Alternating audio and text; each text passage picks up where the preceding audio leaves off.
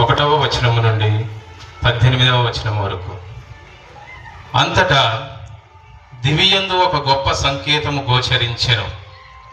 ఒక స్త్రీ దర్శనము ఇచ్చెను. సూర్యుడే ఆమె వస్త్రములు, చంద్రుడు ఆమె పాదముల కింద ఉండెను. ఆమె శిరముపై 12 నక్షత్రములు గల కిరీటము ఉండెను.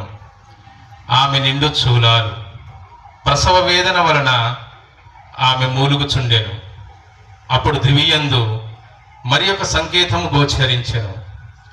ఒక ఎర్రని గొప్ప సర్పము గోచరించెను.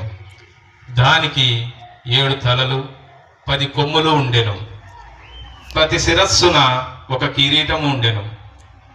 అది తన తోకతో ఆకాశమునందలి తారకలలో 3వ భాగము చుట్టి భూమిపై పడద్రోసెను. ఆ గర్భవతి ఎదుట ఆ సర్పము నిలిచెను. ఆ చూలాలు ప్రసవింపగనే శిశువును మృంగ ఆ సర్పము చూచుచుండెను. అంతటా సమస్త జాతులను తన ఇనుప దండముతో పరిపాలింపగల కుమారుని ఆమె ప్రసవించెను. కానీ ఆ బిడ్డ ఆమె చేతుల నుండి లాగివేయబడి దేవుని వద్దకు, ఆయన సింహాసనము వద్దకు తీసుకొని పోబడెను. ఆమె ఎడారికి పారిపోయెను.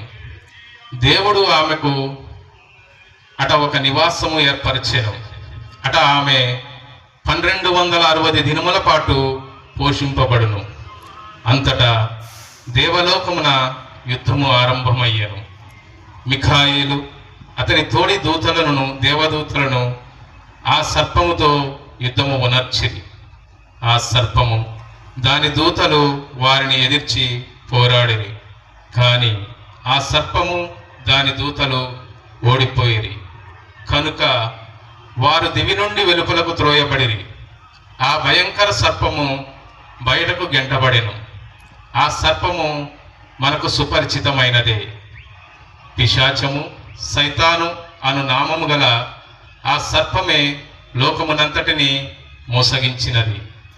అతడును అతని దూతలను భూమికి నెట్టబడిరి.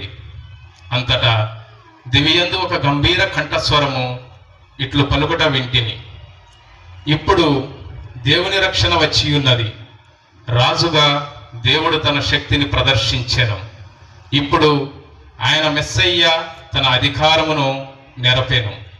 ఏలయన మన సోదరులపై నేరము మోపువాడు, రేయింబవలు దేవుని ఎదుట వారిని దూషించినవాడు దివి నుండి బయటకు గెంటివేయబడినాడు.